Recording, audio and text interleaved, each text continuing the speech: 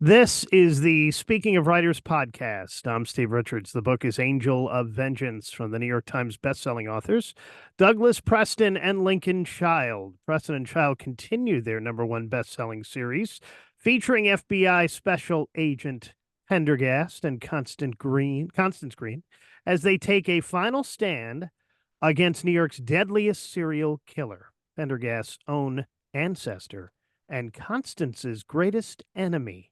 A desperate bargain is broken. Constance Greene confronts Manhattan's most dangerous serial killer, Enoch Lang, bartering it for her sister's life. But she is betrayed and turned away empty-handed. Incandescent with rage, a clever trap is set, unknown to Lang.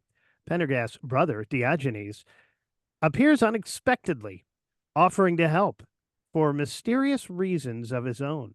Disguised as a cleric, he establishes himself in New York's notorious Five Points slum, manipulating events like a chess master, watching Lang's every move and awaiting his own chance to strike. A vengeful angel will not be deterred. Meanwhile, as Pendergast focuses on saving the unstable Constance in her fanatical quest for vengeance, she strikes out on her own to rescue her beloved siblings from a tragic fate and takes savage retribution on Lang. But Lang is one step ahead and has a surprise for them all. The thrillers of Douglas Preston and Lincoln Child stand head and shoulders above their rivals from Publishers Weekly. Preston and Child's Relic and the Cabinet of Curiosities were chosen by readers in a National Public Radio poll as being among the 100 greatest thrillers ever written. And Relic was made into a #1 box office hit movie, too.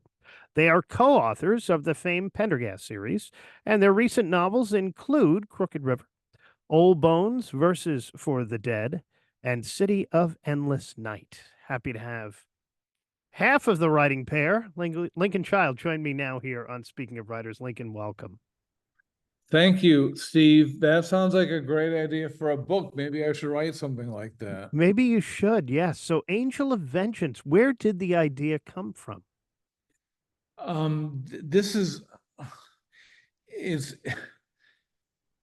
it's really hard to say because the idea of Pendergast goes all the way back to Relic. Even though he never showed up in the movie, he was just too complicated to write, to cast. He ended up on the cutting room floor. But he's been our series character ever since a book called Cabinet of Curiosities, which probably came out 15 years ago or more. And ever since then, he's accreted brothers, crazy poisoning great aunts, Constance Greene. And now there's this trail of impedimenta behind him, including Lang, Dr. Lang, who, as we describe in Cabinet of Curiosities, was this mad doctor who preyed on young women in the Five Points slum of New York. And he preyed on them to create an elixir to extend his life.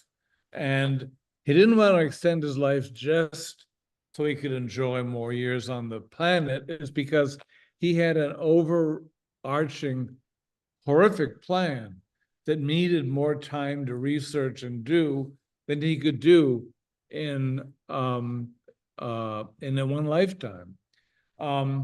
However, and so for that book, Cabinet of Curiosities, which we may be made into a movie or a boutique TV series shortly, the question really is, these murders start taking place again, very similar to those murders.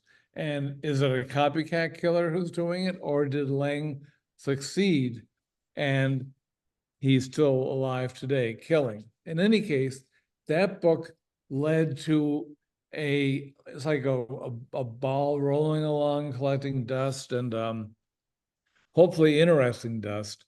But by the end of this period, we wrote a trilogy, which we're calling the Lang trilogy, which began with a book called Bloodless, which was meant to be a standalone Pendergast book. Most of our Pendergast books, all of them can be read by themselves and enjoyed, but some of them your enjoyment is increased if you've read some of the previous books, because we make references or tongue-in-cheek allusions to, or people you didn't like are satisfactorily dismissed or taken care of. In any case, Bloodless ended with a shocking surprise, which led to the sequel, which was called, oh my God, Cabinet of Dr. Lang.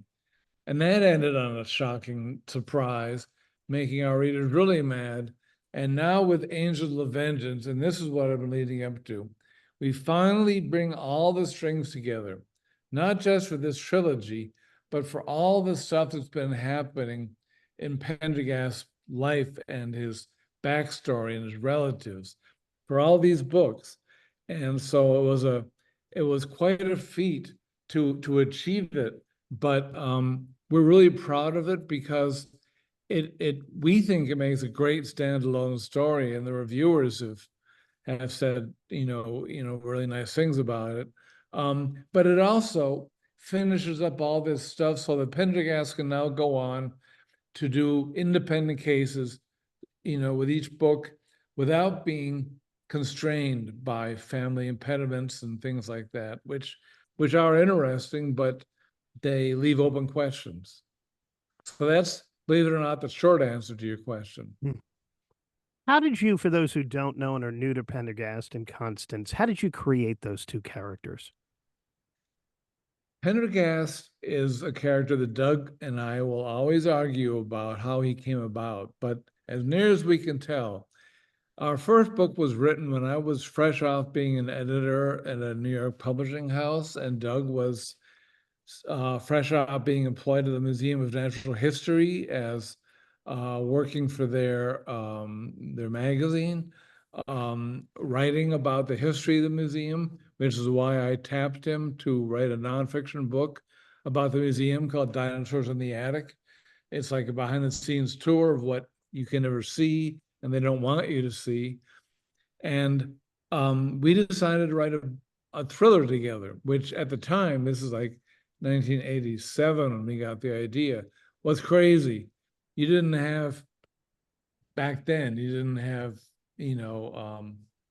Steve Barry or whoever it is, or, Lee Child, his pseudonym, writing with his brother. And fiction was like one person's domain. Nonfiction, you know, and so in England, actually, we were called Lincoln Preston for many years. But that's another answer about how we work. But in any case, Pendergast, Doug was writing the first couple of chapters of Relic as I spun out ideas for these chapters. And he wrote two detectives investigating this awful murder at the museum. And they were both Irish New York cops with hearts of gold, and they're both named like O'Malley or O'Shaughnessy or O'Toole or, And so I said to him, Doug, couldn't we make one of these guys different? Because it's really hard to keep them apart and tell who is who. And then that really made him mad. And so he very sarcastically said, like what, like an albino from New Orleans or something like that? And I said, well, I think we can work with that, and Pendergast is not an albino. He is very pale and he is from New Orleans. And he just, because of what I said, I think Doug got a bit mad and he made this very eccentric character who would refer to the blood splatter on the walls as a Jackson Pollock painting and things like that. And very eccentric, very wealthy, and as soon as this character was on the page, we both saw something in him. And maybe it was, wish fulfillment on our parts, but his eccentricity and his and also his fascination and mystery grew over the course of that book, and then later on in the book I mentioned to you, Cabinet of Curiosities, where he actually became a serious character. And so while it's hard to tell, who knows how exactly he came into being, it was an accretion of things that Doug liked and I liked, and all the 19th century thrillers we loved, Sherlock Holmes, you know, and Constance Greene is a more complicated case. I'll simply say that she came into being in Cabinet of Curiosities also as a victim of Lang, and she did live a very, very long life. And first as his guinea pig, and then as his ward, because she was very intelligent, and he lived alone in a huge house on Riverside Drive. But she eventually found out that the only reason she remained young all this time was because her sister had been sacrificed in his experiments. And so she was very conflicted, and there's a lot of reasons why she's as on edge as she is. And when Lang finally died, spoiler, Pendergast inherited the house, and he inherited Constance too. And so she's been by his side for a lot of cases, and she is just as interesting in some ways as Pendergast is. Although fair warning, I have a real crush on her. So, but people always wonder if there's something that's going to happen between the two of them, because she's not related to him. He's her mentor. That's resolved in this book. A lot of things are resolved in this book, but I really like her a lot. She's really interesting. She's sort of a combination of that tall blonde Amazonian woman in Game of Thrones. I've forgotten what her name is, and a few other characters. Furiosa, in Fury Road, just but now she's going to be Pendergast's amanuensis and sidekick from now on. She's not going to be driving the books. Her mission is accomplished. Lincoln, I want to talk to you about your process of writing. I'm always fascinated and interested with co-authors and how you do it. You mentioned earlier you were the idea guy while Douglas is writing some of the chapters. Do you trade off chapters? Do you do it that way? Or are you truly the idea guy and he does most of the writing part? First of all, I should say we're best of friends, and so anything I say is going to be half joking, and he'll understand. I like to still think I'm the idea guy, but he's caught on to the fact he was writing 70% of the stuff, and he didn't want me to be slacking off. So we never traded off, as you said, because not like you do chapter 1, I'll do chapter 2, because that would I think it would end up being very fragmentary, and the reader would sense something was off. So as things developed organically over time, so that now we each write half of the book, and we'll each champion a series. Like I champion the Pendergast books, Doug champions our other series involving an young archaeologist woman and an FBI agent. Anyway, we will give each other sequences of chapters, or one person's subplot, or the whole action sequence at the end of the book. And so the hard work really is in figuring out exactly what the chapters are going to include, and then debating until we're both satisfied with the action they include. And then the easy part is assigning them usually. And then we write our chapters, we pass them back and forth. There's always going to be tweaking around, but in a partnership like this, you have to respect the other person or it won't work. And when they tell you something sucks, you have to believe them. And that's the only reason we're still together over all this time. That and the fact that Doug and I have written solo books, and we know what a lonely job that is. You never know if you're going down the right road or not. And here we can stop and say, Doug, is this the right direction? Or Doug, Did I zig when I should have zagged? And we can talk about it. It's more fun than writing solo books. Of course, you have to split the money, but Mm. what are you going to do? Not to give away too much, but were there any moments or characters in Angel of Vengeance that you really enjoyed writing? Yes. I really enjoyed writing Pendergast's brother Diogenes because in the past books, Diogenes has always been an evil character. Um, he believed that Pendergast did things, traumatized him emotionally, unintentionally as a child.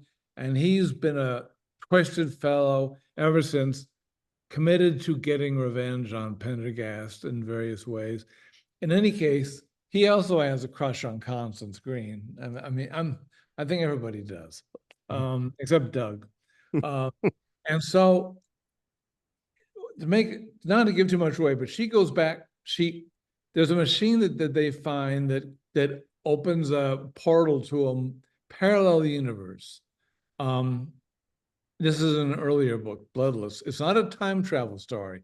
We don't write science fiction, but it's a universe happening right along with ours, just 100 years earlier. When Constance finds this, she uses this. She's not happy with Pendergast's relationship with her, so she uses this to jump back into the past. Even though it's an alternate past, she goes back to get her revenge on Lang. And so Pendergast feels very guilty. He has to go back and try and stop her, even though nobody knows if this machine, which was only meant to peer into the future enough to see what the stock market was doing, it's being used way beyond its original intention. He doesn't know if he's going to get back to the present or not in our universe. Diogenes goes back too. That's what I'm getting at. And he finds himself in 1880s New York, free of all the constrictions that he has in our current society, and able to indulge his vices. I mean, they're not twisted, but they're debauched, they're decadent.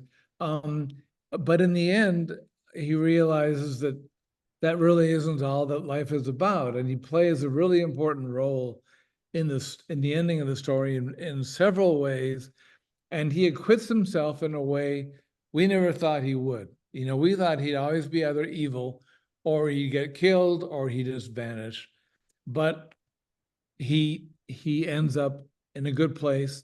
And just seeing him acting in the 19th century and the things he did and the fun he had with the kind of mind he had, turning things on their heads was a lot of fun to write. Lincoln, why the 1880s? The 1880s was only because for some reason, Doug and I chose that as the time when Dr. Lang, his relative, when we wrote that book, Cabinet of Curiosities, we knew there was going to be a charnel house that when they're digging up the foundation for a new skyscraper in New York, they find all these bones, almost like Jack the Ripper had a storage place, but in New York. And 1880s just seemed like a great time because the slums were so awful. The 5 Points was terrible, and but it wasn't so long ago that we couldn't get the details and we couldn't write a fascinating scenes set in those places. A lot of people who write historical fiction will either not do any research and make something risible, or else they'll do too much research and make damn sure that you learn everything they had to learn over the last 5 years of researching. We tried to find a place somewhere in between that was fun and colorful, but not too far in the past. And then came the idea of it being Pendergast's ancestor. And that's part of the whole organic process. It's a series of epiphanies and brainstorms and BS sessions and the like. You talked about your process earlier. Are you plotters or pantsers? Uh, Panthers? Well, I don't quite follow. Do you do an outline or you let the Oh, you story mean by the unfold seat of the as you're writing it? pants, Yes. right? Do you always know the ending when you start? We have we know it in the sense that we can see a light at the end of the tunnel, Mm, and we can see forms at the end of that tunnel. We know who's going to live and who's going to die usually, but we try and keep it open so with it, with two people writing, it's a very organic process. mm. And Doug will often get ideas from chapters I write, or just I'll get ideas from thinking about what's going to happen or a problem we have. So we take chunks, maybe an act of the book or 12 chapters, and we work those out. And what was your first choice beside Panzers? A plotter or a pantser? Yeah, we plot out those chapters quite carefully, but not so carefully that the writer, Doug or I, doesn't have a lot of wiggle room. Um, but no, we don't just wing it like some people sit down and just, I mean, no, we're much. I'm too anal for that, and I think Doug is. We're both too much perfectionists for that. That's. I know that can work sometimes, but it couldn't work for us, especially since there are two people involved here. Yeah. How did you become a writer? When I was a very young boy, like 4 or 5, that's all I wanted to be. My dad, who was a chemistry professor, would bring home blue books from college, empty ones, and I would just draw lines in them, because I wanted to write.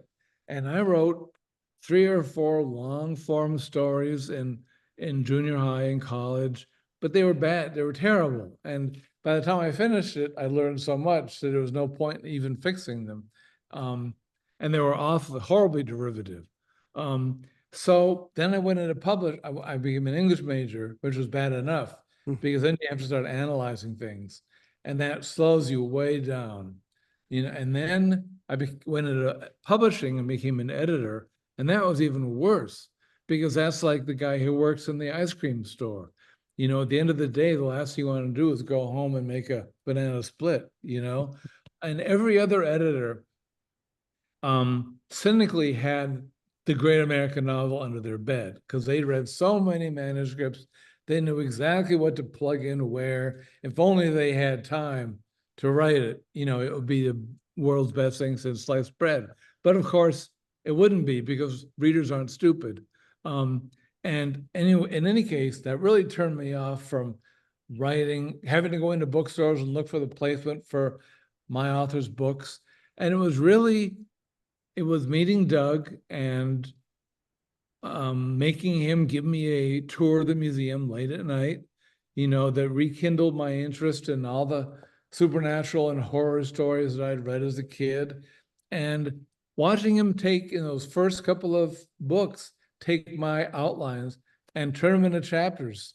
In his case, almost it seemed effortlessly. I know it wasn't, but I went from writing 5 or 10 chapters in the beginning to writing half of them now, and then writing eight books of my own. So I started out as a writer, if you can call a writer, at age 4.